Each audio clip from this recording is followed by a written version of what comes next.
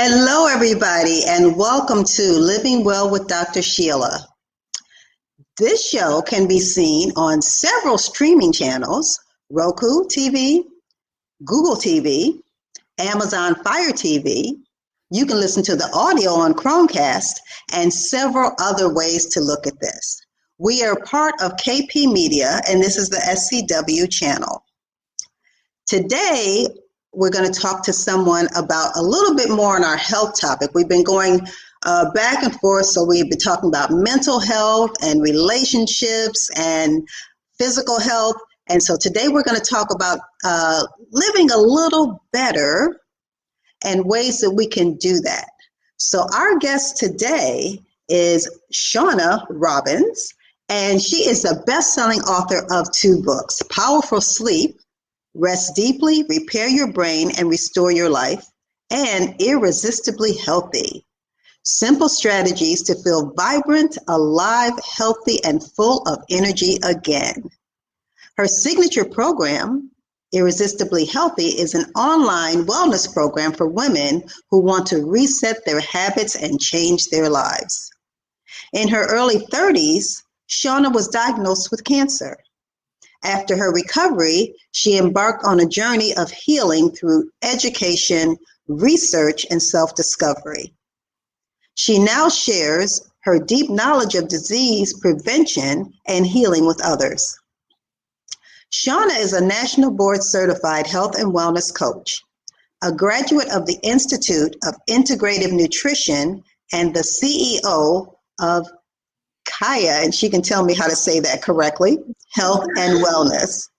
Just like a personal trainer at the gym, Shawna Robins is a supportive coach who will push and challenge her clients to become the best version of themselves. She has been featured on several podcasts and in Authority Magazine, Thrive Global, and the Huffington Post. She enjoys taking sunset beach watches, my kind of girl, hiking in nature with friends, and cooking at home with family. Let's go ahead and welcome Shawna to the studio. Hello there. Hi, how are you? So good. I'm good. Thank you so much for joining us. We got a little bit of a snippet of you from the intro, but can you tell us a little bit more about yourself? Tell us about your background. Well, I'm a mother of 3, and in my previous life, I was a broadcast journalist. So I did the evening news. I was also an investigative reporter.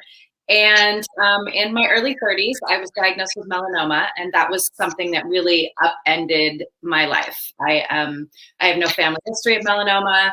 I always thought I took good care of myself and the sun, so that was something that really shook me upside down. And the idea of my children growing up without a mother was something that was so fear-inducing in me that I began my search to try to figure out what I could do to not only heal my cancer, but to make sure that it never reoccurred again. And so that set me on the path to nutrition school, to become a health and wellness coach, and to really understand the power of not only diet and nutrition, but lifestyle changes that could help your body heal an illness and also prevent an illness from happening in the first place. So that's what my second book is about. My first book is about the power of sleep and how important it is for brain health. My dad was diagnosed with Alzheimer's, and he was able to fight it for 12 years, which was really, really amazing, with diet and lifestyle changes to help really restore his brain and to help him to regenerate his brain tissue. So that's my first book as well. So everything about me and my path and my journey has really been, through struggling with chronic illness, not only, myself, but in my family, and using food and nutrition and lifestyle choices as a healing modality. And I've really seen it work firsthand. And so now I share that with my clients.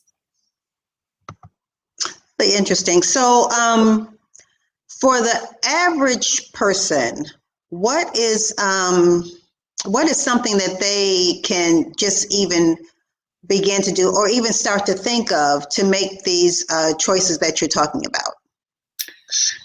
So the lifestyle changes that need to happen are not drastic ones. People need to understand that it's not about overhauling your whole life. It's about just making small changes that over time have a huge impact in their life direction and in their health and in their wellness. So it's utilizing something called the butterfly effect, which is the idea that if a butterfly, I think the theory is if a butterfly flaps its wings in Tokyo, it creates a hurricane in Toronto. And so by making small little changes in your daily life, that could be maybe exercising, one extra day a week. That could be swapping out more plants on your plate instead of rice and carbs. Maybe just having an extra, serving of vegetables. Drinking more water, even if you have to put fruit in your water or put some lemon or some lime in your water instead of having soda. These are all just small little changes that you can make that over time have a huge impact on your health and wellness in a positive direction.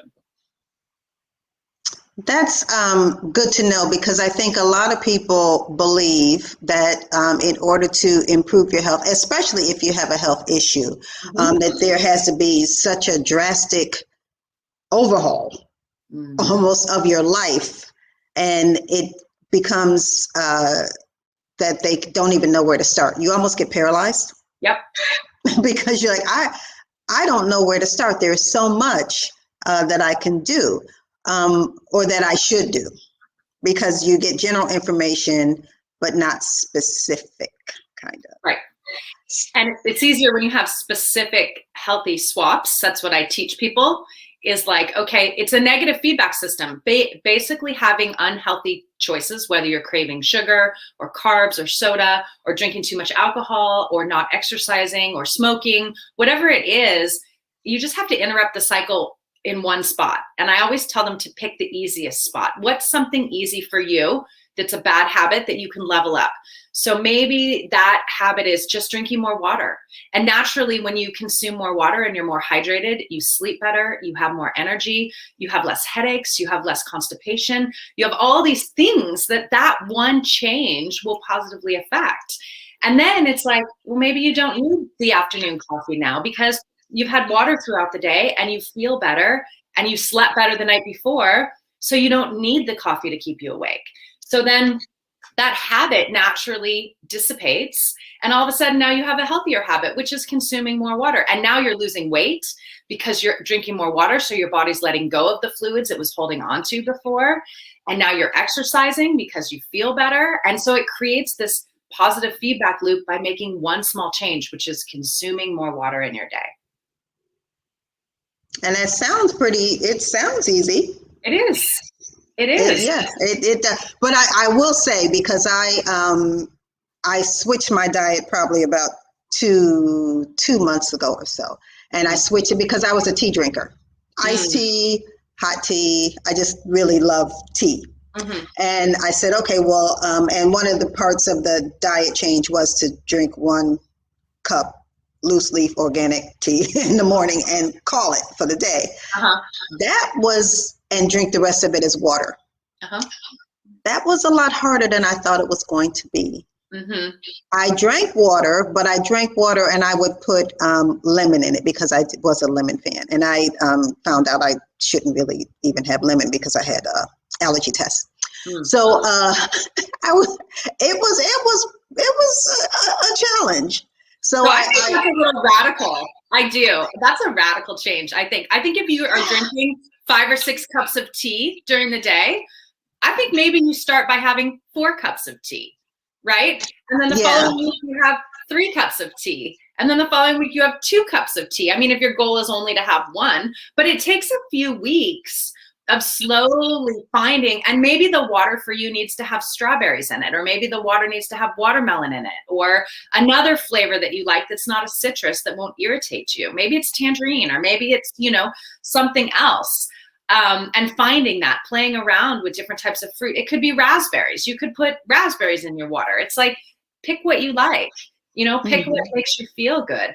But I definitely, that seems really, when people give up coffee, they're like, how do I do it? I have 4 cups now. And I'm like, you do it very slowly and do it over time. This is not a race, right? You want to create healthy habits that stick long-term.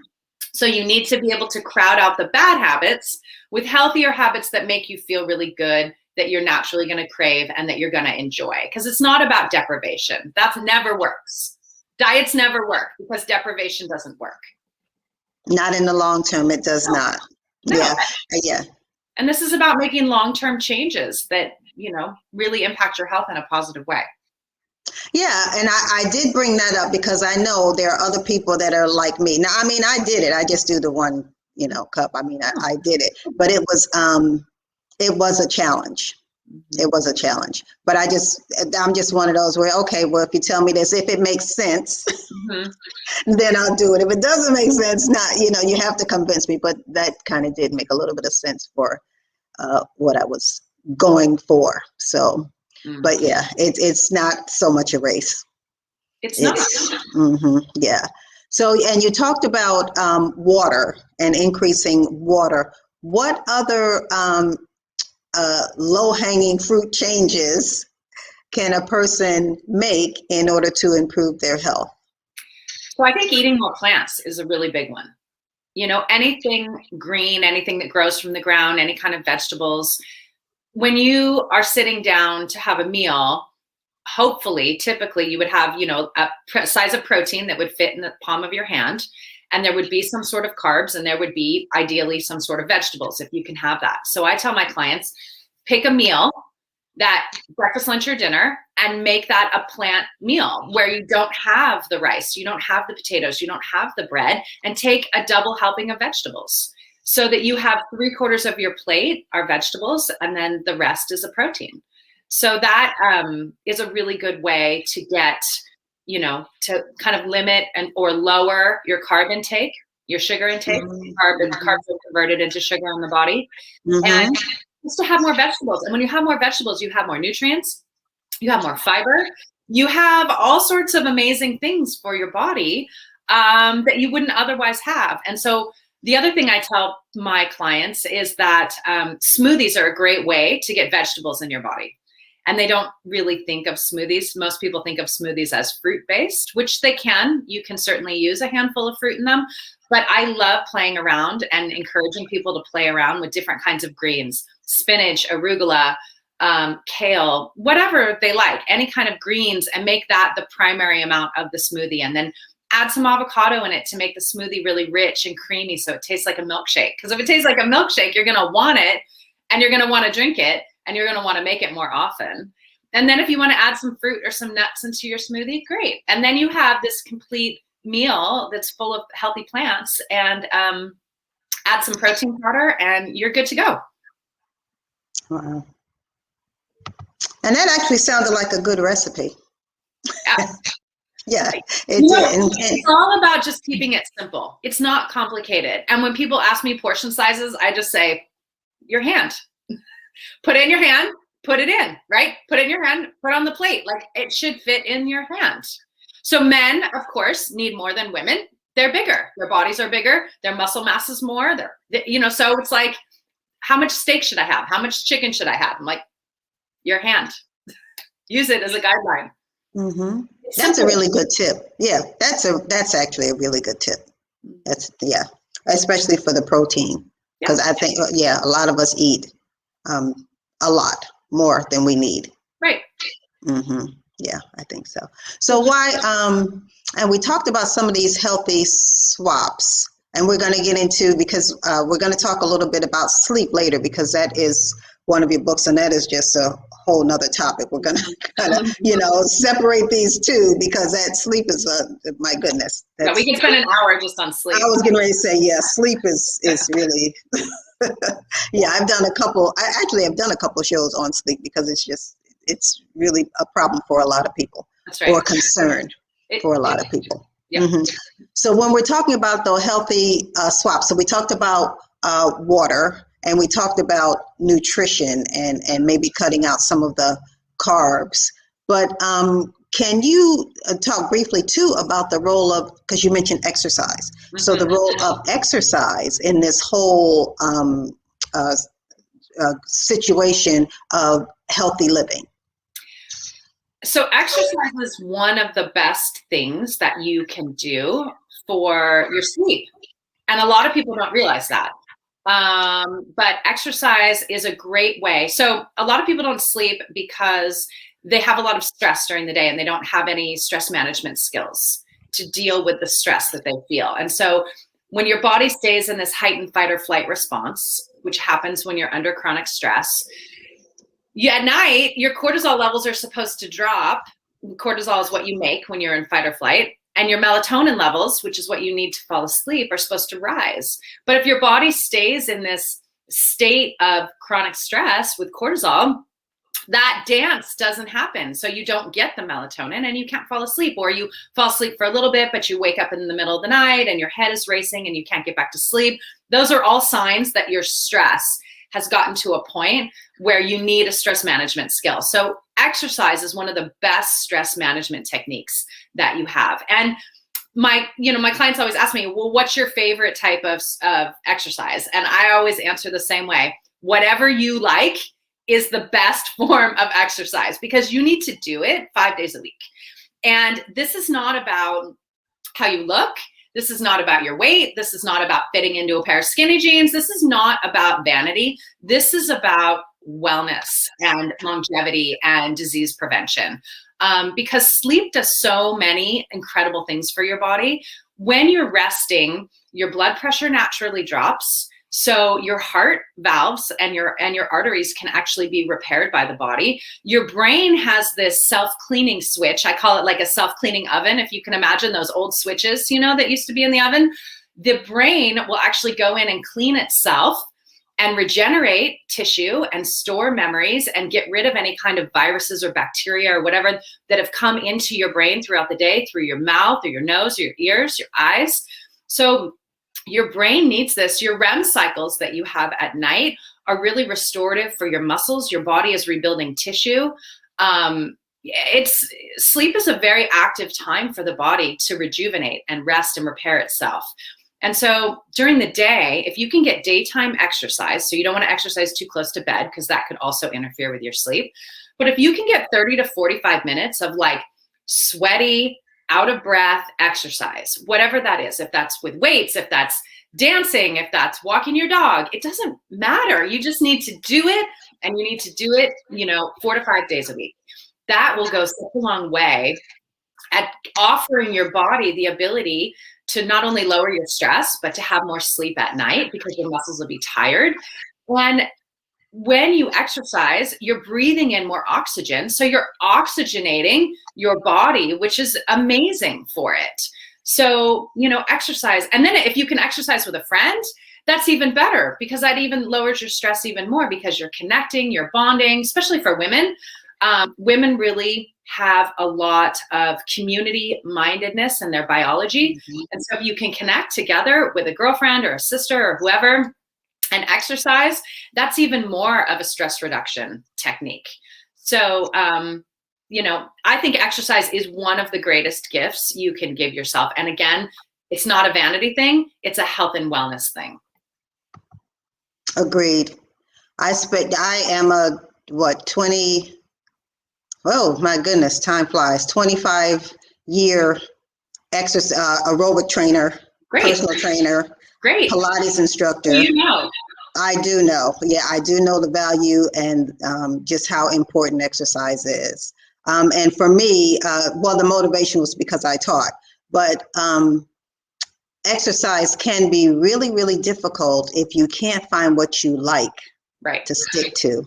That's the one thing about it. You have to find something that you really like. And it could be as simple as fast walking, whatever, just to be able to get your body moving and, like you say, sweat, get your blood pumping, get your heart pumping, and it's so beneficial. Yep. So beneficial. On so many levels. Yeah. Even walking up the stairs. Even walking to the grocery store now, I force myself to not drive. I force myself to walk to the grocery store. And then I have to carry the heavy bags. I can only buy so much, right? Because I can only carry. But then it's a weight-bearing exercise because I have to carry the bags home. And I started it during COVID, and it's just been such a great habit for me to really make the effort to walk to the store and walk home and carry, the milk and everything back that it weighs. So I get an upper body workout when I'm walking. So it's, it's something so simple as that. makes a really big difference. Mm-hmm. Yeah. And there's always all those little tips. Park, your car in the parking lot far away from the door, and always try to take the stairs. Just little things, because I know we both have mentioned exercising in longer stretches, right? But it's also just a matter of even changing that to a healthier lifestyle with more energy expenditure. Right. So even walking and walking from your car to the door and making it further than it, finding that space and waiting for that space close to the door, which you see so many people do. Like they'll wait 10 minutes, right, when they could have parked and really just walked in. And a lot of it is because the bags are heavy and they have a bunch of bags and they don't want to carry them all. But I always challenge people to consider buying less, shopping more often if you can make the time, and then that's the sort of the European way of living, and then walk. Yeah. You can carry, and so it's good for your muscles and it's good for your body and it gets you out, and sometimes it's just a lovely thing to do when you've been inside all day working, sitting. It's a nice way to kind of mix up your life. And again, these are all just lifestyle changes, small little changes. And you don't have to do it every time, but it's just small changes that over time make a big difference. Yeah. And as you do these small changes, sometimes they become habit. Well, hopefully. That's the goal. That's hopefully, sometimes they become, that is the goal. Because even if you, and it's the same when you're trying to change your habits for anything. At least if you are one of those people who you're supposed to park further out and walk in, when you're sitting there waiting for a spot, at least it'll cross your mind, I really should move down there and just park and walk. So, at least to start putting it in your mind so that it's more, becomes more of a thought process. And so then I love that you just brought that up, because I think that's one of the biggest issues that I see with people when they're creating healthier habits for themselves, is that they really struggle with showing up for them. They really struggle with knowing what's right for them and then doing it. So a lot of my clients are like, oh, I don't have time to exercise. I work, I have a family, I'm busy, and it's like really finding that time in the day and really finding that mindset. It's a mindset shift where you are actually putting yourself at the top of the list. The priority list is always about everybody else. When is it about you? And so showing up for yourself and making that commitment is one of the most important things you can do for your overall health and wellness. Mm-hmm. So true. Mm-hmm. And making that shift has to go back actually to the statement you just made, that you have to think about making yourself a priority, at least for some part of the day. Those of, if you have children, you have a family, yes, the obligation and work. Right. Yes, the obligation is there, but the obligation also should be partially to yourself. That's right. Yeah.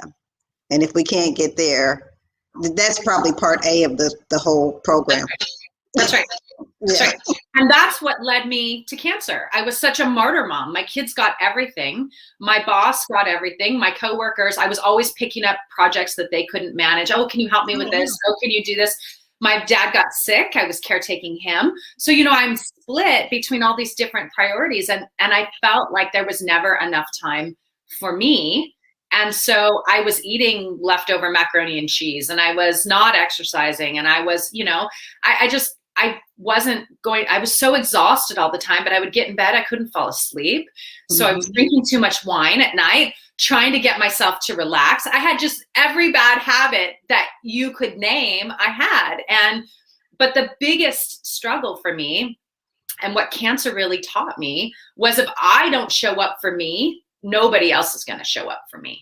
And if I don't put myself on the list, no one else is going to do it. I have to prioritize my health and wellness. I have to use boundaries. I have to be able to say no without feeling guilty, without feeling horrible.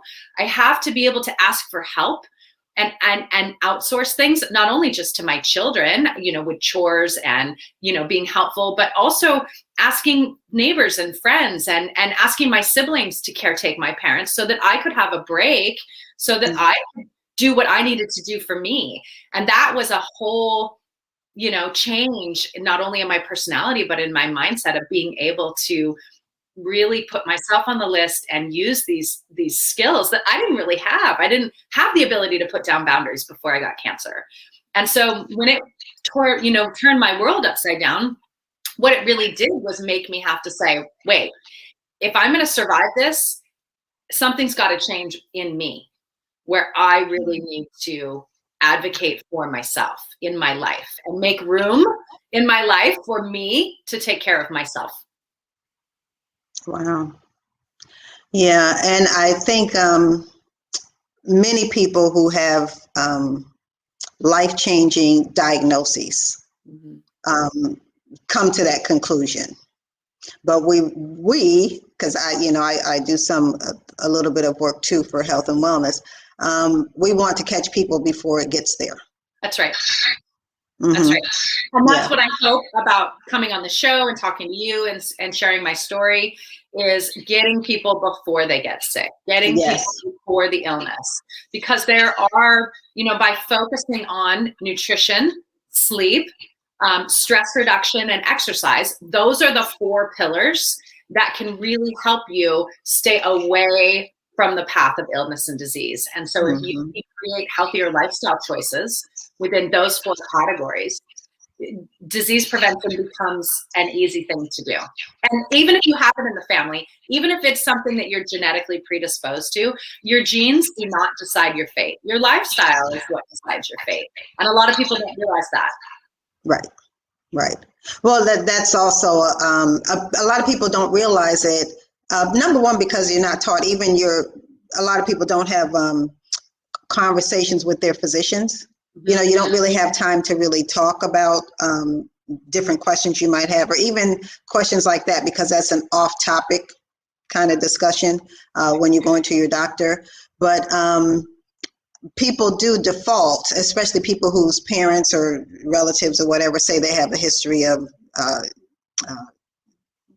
obesity or whatever. They'll default to, well, that's kind of in my family. And genetics, no, it really, they can really be, I won't say altered, but the result of what your genetic composition is can be changed to your benefit. Absolutely.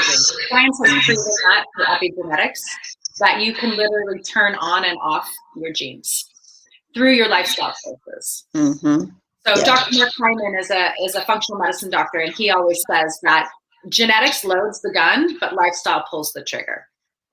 And that's really, really powerful for people to learn, because it makes them feel empowered that they can make a difference just because they have cancer in the family, or they have heart disease in the family, or, like you said, obesity or diabetes. It doesn't have to be that way for them. They can make changes starting today that can alter their genes in a positive way. And, it's up to them. Yeah, and I love that there's so much research coming out in recent years, because you can think 20 years ago, the conversation that we're having probably wouldn't even have happened. More people are more aware of lifestyle changes and just living better. Right. And the impact that it takes on your life, your longevity, how well you live and how well you age. And that's really the conversation that needs to be had. And I'm really glad you brought that up, because we all know we're going to die. We're all here for a short period of time. So this is not about living, live 100 years, who knows? But it's about the quality of life that you have while you're here. Being able to do the things that you want to do, whether that's play with your grandkids, whether that's traveling, having adventures, whatever it is, feeling really vibrant, having a lot of energy, being able to have a clear mind and not have dementia or Parkinson's or have brain fog or, whatever that is for you. Those are your goals, and those are things that you need to work towards, because for some people, it's just not to wake up every day in chronic pain, and being able to get off medications that have bad side effects that they hate. There's all sorts of reasons why people want to be healthier. And I think all those reasons are important. And it's all about the quality of life that we have now while we're living. Agreed. Yeah. So one of the questions that I wanted to ask was, so we've had a great conversation on lifestyle changes and just small changes that you can make to improve your health. Mm-hmm. But why do you think it's so hard then for people to make these changes or to, start pulling the trigger to protect their health? Because I think they think it's bigger than it needs to be. I think most people think that you have to overhaul everything, and that's going to shake up the family. That's going to shake up your relationship with your partner.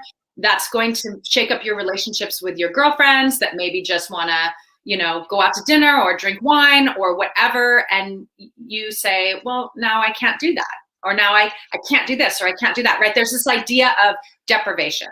And so what I teach with the butterfly effect, making these small but powerful changes over time, it's really about creating a healthy habit that is easy for you, that doesn't upend your life. Like putting an extra helping of salad on your plate, right? Instead of having rice and carbs. Things that aren't going to upend the family, things that aren't going to change your relationship with your partner, things that aren't going to make you restricted in some way. And then over time, pretty soon, everybody's getting a second helping, right? Everybody is, taking a walk after dinner to walk the dog with the family. It's not just you doing it anymore and being resentful because you're the only person who walks the dog. Now everybody is walking the dog together, right? And so it's like making these changes together. Maybe it's meeting up with your friends and having one margarita instead of 3, or one glass of wine instead of 3 or 4, and it's just, and then over time, then you sleep better, then you feel better. Then everybody's like, wow, your skin looks better. Wow, you're doing better at work. You're making more money. Like all of these things start to change in your life. And especially for women, they find that once they start sleeping better, it's a miracle. They have their sex drive back. Well, then the relationship with their partner gets better. And then everything, it's just this positive cascade of things. And I know I found when I really made the decision to really show up for myself and start to say no to people, like, no, I can't take on that responsibility. No, I can't do that for the school. No, I can't do that for my work. Because I need to make time to get in bed earlier. I need to make time to exercise in the morning. I need to not be the primary person cooking all the time. I need my partner to help me out by doing the grocery shopping and coming home from work and cooking meals so that I could go lay down and do a meditation or take a warm bath or whatever it was.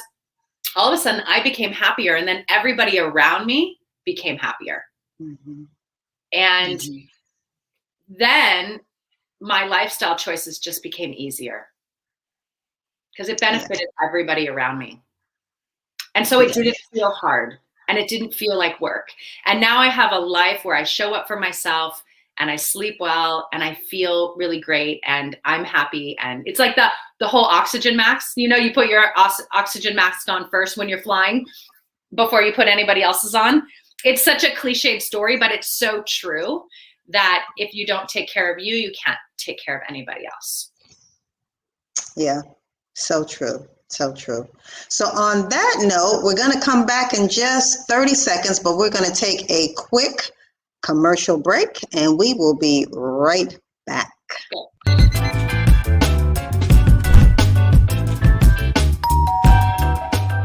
CG Meals helps you save time with our health-conscious fresh food kits delivered straight to your door.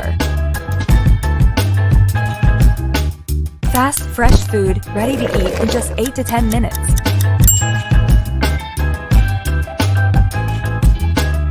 Now you can focus on what's really important. Order your meal kit today at cgmeals.com.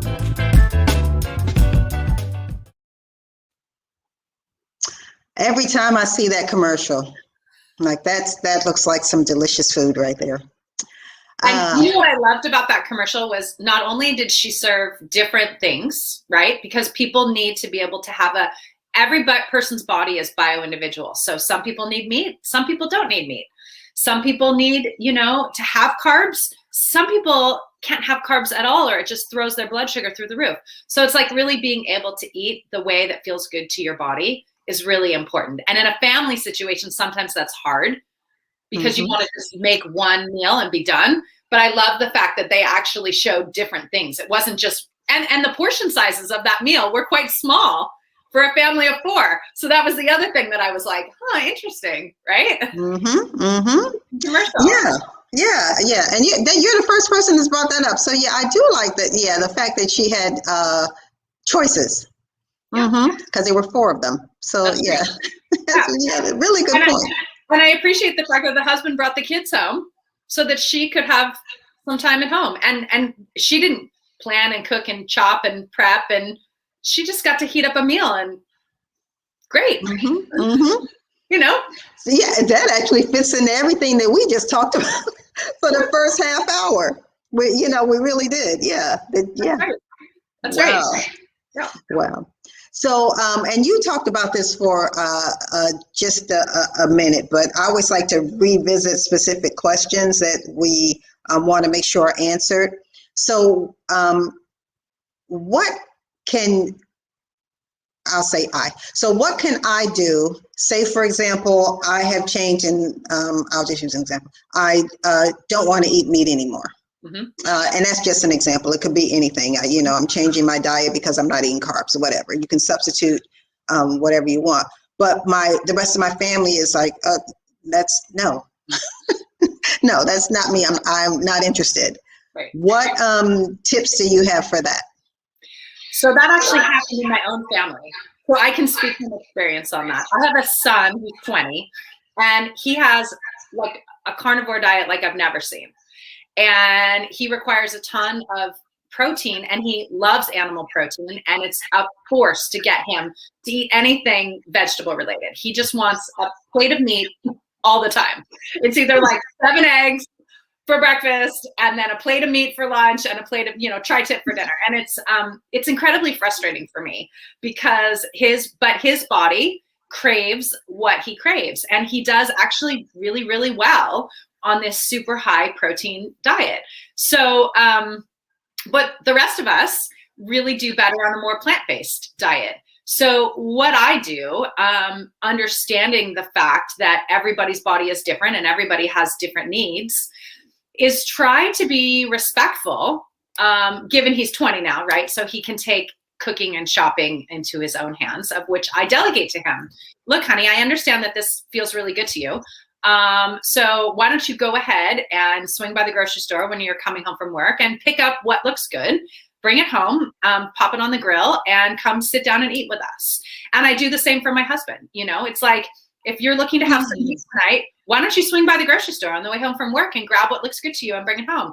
I'm making something else for our daughters and for myself. But we, go ahead and do what you need to do for you. And, we all eat different things, and we all have different bodies, and we all have different metabolisms, and we all have different, lifestyles. So there's enough space for everybody. It's just that I don't want it to fall on me, right? I have to use that delegating again. I have to use those boundaries again and say, I respect that this is what feels good to you, but it's not what feels good to me. And I have some clients that actually they intermittent fast, so they don't eat breakfast, and so they don't eat until 11 or 12, and then they might have a late lunch at 3 or 4 o'clock, and then no dinner at all. Especially my older clients that are, in their 60s and 70s. There's no interest in having any dinner. They like to sit down. They might have a glass of wine and maybe nibble on some fresh veggies and some hummus, but they're not hungry for dinner. So I always tell people it's really important just to listen to your body, and intuitively your body will tell you what you need to do, and you just need to do it. And there needs to be enough, respect in a partnership or in a family for you to be able to follow your way of eating that feels really good to you. Yeah, that was a good answer. I'm glad that I went back and revisited that question, because you did kind of answer before with when you were talking about if your friends want to go out and have wine and you're not having wine and you can have one glass. So you did kind of answer it, but it's like, let me just see if I can delve in and get it from a different perspective. So that actually was good. And it was a good that you used your example of your family, because that's probably common. Yeah, because if I told everybody that we were going vegan, I mean, first of all, it wouldn't work for everybody. And second of all, I mean, it's just not, just because that might be something that I feel really strongly about. And I'm not, by the way, vegan, but if that's something I feel strongly about, that is what is right and feels good to me. But to then enforce that on others is really challenging, because everybody's body is bioidentical, and you really need to honor what works for you. That's why diets don't work, because a diet is something that's generalized for a bunch of different people. And some people are going to lose 20 pounds and other people are going to break out in hives and lose their hair and not be able to sleep and gain weight. Like, I have people that say, oh, should I be on the keto diet? You know, the ketogenic diet, because it's all the rage. And I'm like, well, it's a high fat, high protein diet. Have you tried that before? No, I don't know. I'm like, well, then try it. See if it works for you, but don't expect, just because it worked for your neighbor or your sister or your friend who lost 20 or 30 pounds, doesn't mean that that's going to happen for you. You really have to find the way of eating that makes you feel really vibrant, really alive, full of energy, sleep really well, and just feel really good inside your body. That's your way of eating. And sometimes it takes a little bit of time to find that. You kind of have to try different types. And so for me, I don't follow one type of eating. I kind of blend the things that I like from different types of diets that really work for me. And I kind of have created my own, but it's taken a while to get to that point. Right. And you have, you're a certified nutrition. Yeah. Let me get it right. Yeah. So you do have a little more knowledge too, than the average person on what to even try, for that matter, because people tend to try whatever fad you can Google. Yeah, right. Yeah. Or something they hear from a friend that's working really well for their friend, right? That's the whole, South Beach. Oh my God, South Beach is amazing. Or then it was, like all the different fad diets that go around. Sure, you can try it. But I remember in college, everybody was drinking Slim Fast. So I was like, great, I'm going to drink Slim Fast. And then my face is breaking out and, my cycle this was awful. It was awful for me, but I just kept doing it because everybody else was doing it. And I didn't understand why I wasn't having the results that other people were having. Drinking these processed little shakes for, and skipping meals. Yeah. And then I had hypoglycemia because of that. So it was like, it was so stupid that I was just sort of following along instead of doing what I know makes me feel good. Right. Yeah, really good example. Because when you became hypoglycemic, is that when you stopped, or did you keep going? No, I kept going, and I didn't understand why I was shaking and seeing spots and getting dizzy, and I didn't know what was wrong with me. Right? Yeah. And what was wrong with me was that I was skipping meals and drinking these little sugar shakes, which was just the dumbest thing in the world. But I didn't put that together. So I just figured, well, if it works for everybody else, it'll work for me. So. I love that. Yeah, I love that, because that is really the thought processes that a lot of people have. Right. Yeah. Right. So let's shift. I mean, we could actually have talked about this for the whole hour, but I do want to shift a little bit to sleep.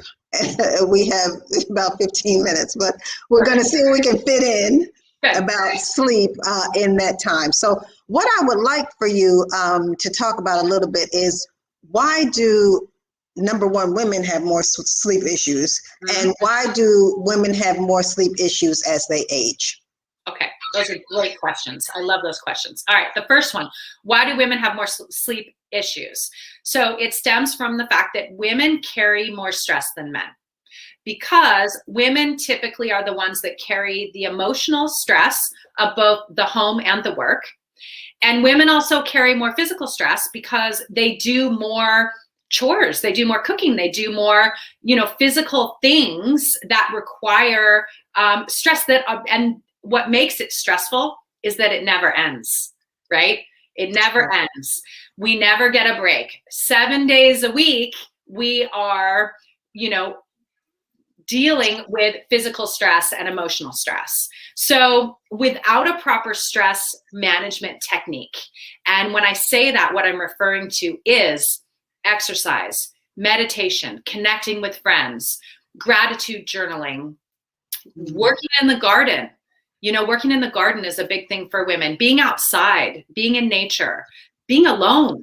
A lot of the time, women are just never alone, right? It's like just having some time. Maybe that's a warm bath in the bathroom with the door locked and your book or some music. You know, just time to decompress every day. It's really hard to sleep at night because, like I said, you get that fight or flight response that you're under all the time. Your cortisol levels stay high. If your cortisol levels stay high, you can't make melatonin. So you need to be able to find a way to bring those cortisol levels down.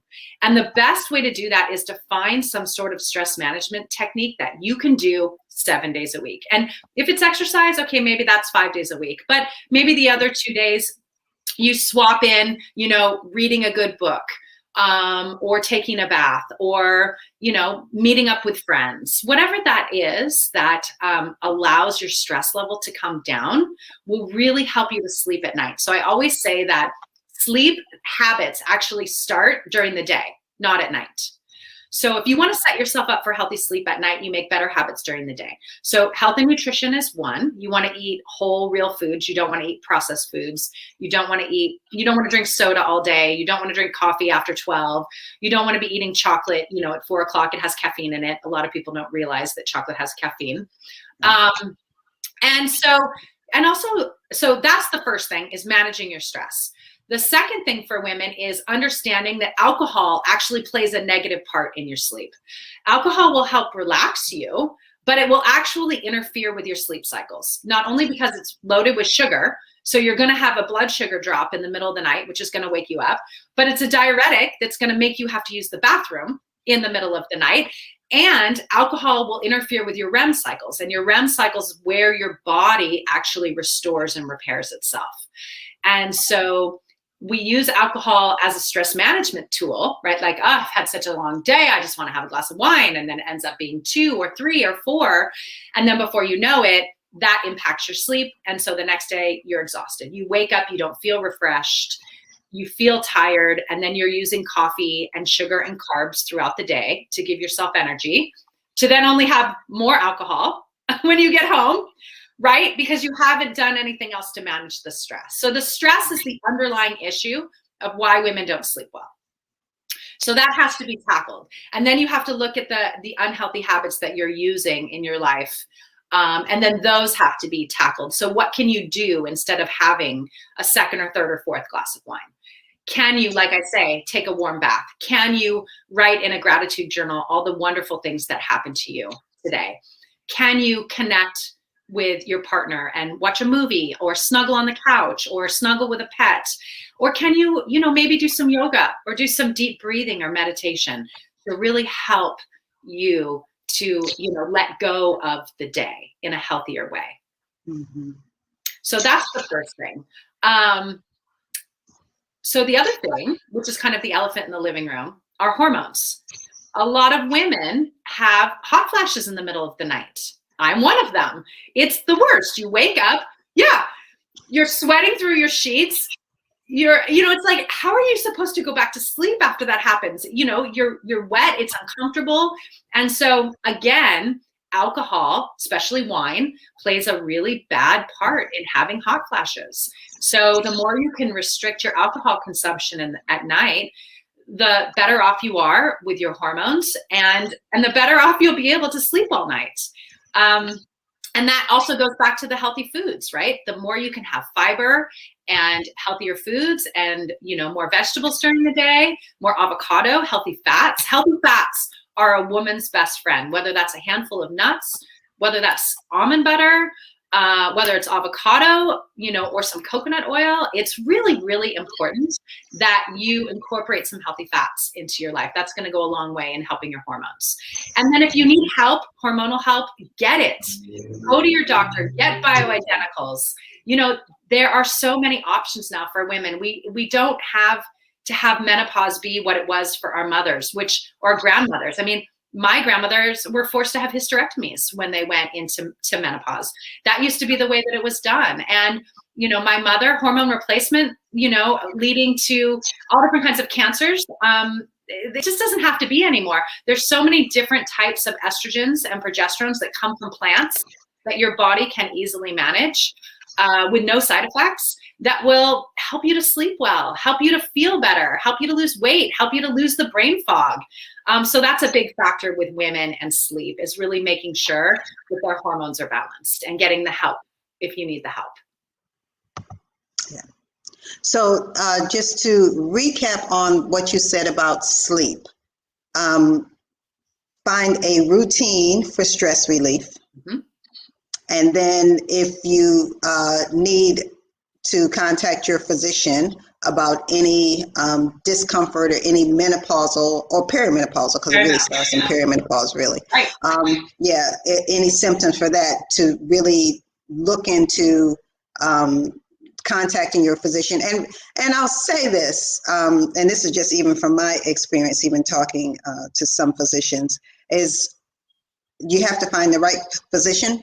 That's right. When it comes to getting help with your hormone balancing, et cetera, because all of them are still not on the same page with that. And for that, Sheila, I recommend endocrinologists. I recommend that women don't go to their OBGYNs. They go to their OBGYNs when they want to have a baby or they need birth control. But when they need help, perimenopause or menopause, you need to go see an endocrinologist that really understands your thyroids, can test your cortisol level, can test your hormone levels, and can talk to you about bioidentical hormones. Yeah, and you have to find, mine does not do that. So yeah, so that's why I just wanted to say, because depending on what your physician will say, well, no, we don't do, or whatever. But if that's something that that you really are interested in, sometimes you have to investigate, right, and maybe find the right person. Right. Yeah. So, because sometimes it's not that easy. You'd be surprised. It's true. I agree with that. Yeah. Women, again, it goes back to advocating for ourselves, right? It goes back to showing up for ourselves. You go see a doctor that just wants to put you on the birth control pill for your hot flashes, and that that's something that doesn't work for you. You need to say, no, thanks. I'm going to move on and get another opinion. Right. And really stand up for yourself, and don't just say, well, I'm going to do this because it's what my doctor recommends. And then you have all these horrible side effects that, it's no, you've got to show up for you. Exactly. And that's one of the reasons why I actually do this show, is to make sure that people empower themselves about their health. Right. Because you do have to have some background knowledge, or some or not be afraid to ask questions and get the answers that you need. And if you don't, there are physicians, coaches, people out there, or other health professionals that can kind of help you with the answers. Right. So don't give up. That's right. Yeah, just don't give up. That's right. So, in the few minutes that we have left, because you've talked a little bit in between about your program and what you do, but can you just tell us a little bit about your program? And I'm going to put different ways that you can contact Shawna on the bottom of the screen. I have the first one up. That's her website. Is that your website? That's actually my email. Your email, right? See, that's what I'm saying. Yeah, so that's what I have to ask. I'm like, because we have several ways. Yeah. So that's her email. But can you tell us a little bit about your program? Sure. My program is called Irresistibly Healthy. It's a 90-day program. And basically what we do together is we take your goals, we personalize your goals of what you're looking to accomplish over the 90 days, because it takes 90 days to really create a positive feedback loop in your body for healthier habits. And we take your existing habits and we level them up to be able to stack on healthy habits in a very slow, easy way that over time will create success for you. It's a success strategy, and make them feel sustainable, make them feel that it's very, very doable, it's easy, and it's fun. And we do that not only personally, one-on-one, but we also do that in a group as well. Because having that group support really helps with motivation and accountability. And it's a very important part of learning and being successful, is doing it within a group as well. So, yeah. And the information that I put on the bottom of the screen, is that how they can connect with you for this program? It is. It's how they can set up a free 30-minute consultation with me. Very good. I'm more than happy to meet with anyone on this show and see if we're a good fit for working together, and kind of hear what your health goals are and hear what your needs are, and see if you know, it would be mutually beneficial for us to work together. So that's my website, kayahealthcoach.com, and then the /connect will take you directly to my calendar, and then you can just, you know, book for free with me. Okay, and then also I'm going to put more information up here. So this is if people want, and you can explain it, but I know it's for people to get your book, but you can certainly explain a little bit about this site. So this is my first book, Powerful Sleep. My book is on Amazon. Both my books are on Amazon. So, you know, they can feel free to download it on Amazon. But I offer the books for free because, you know, it's a service I'd like to do. I'd like to be able to have people have free access to my books. So powerfulsleepbook.com is my website where you can go, put in your email address, verify that you're a real person and not a scammer robot, and then you'll be able to download the PDF copy of my book. And it's full of sleep tips, sleep habits, things that you can really do to make a difference in your sleep. And then in it, I share the story of my father and his battle with Alzheimer's and dementia, and how lack of sleep played a big part in that, and then how we were able to really elongate his life and give him a really beautiful quality of life for many, many years while we were battling this disease with him. So it's really the story through that. So there is hope for people who have neurodegenerative diseases in their family, and Alzheimer's affects way more women than men. It's, you know, 65% of Alzheimer's patients in the United States are women. And part of that is because they don't sleep. And so this book, I think, is really fundamental to helping women troubleshoot their sleep and figure out how to get 7 to 9 uninterrupted hours at night.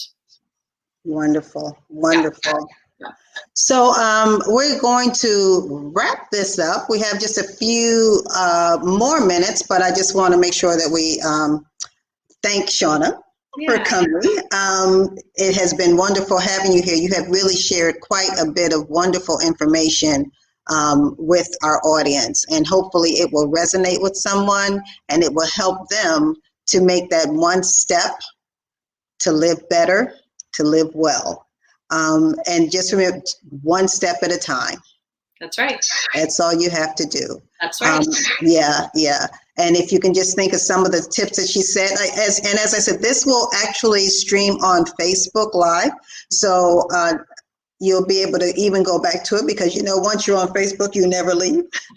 So even if you see it once, you can always go back there and see it again, along with on our streaming networks. So, and even on the streaming network, the KP Media TV network, we also have a video on demand channel. Great. So it will also be video on demand if you need to see it. Just a reminder too, if you need to contact me, I am the pelvic coach. So my is my email. It's pelviccoach.com. I also have a website where you can go in. So I actually help women reduce and eliminate their bladder leaks. So you don't have to raise your hand here, but in your mind, if that hand is raising, then I am the one that you want to contact. So you can actually, my website, The Pelvic Coach, my email, The Pelvic Coach, everything is kind of the same. And you can connect with me too on Instagram, Facebook, and you can connect with Shawna. I got to get so much information in at the end. I know. But so Shawna, tell us how they can connect with you quickly. What is your handle on Facebook and Instagram? Kaya Health Coach. Kaya Health Coach. Okay.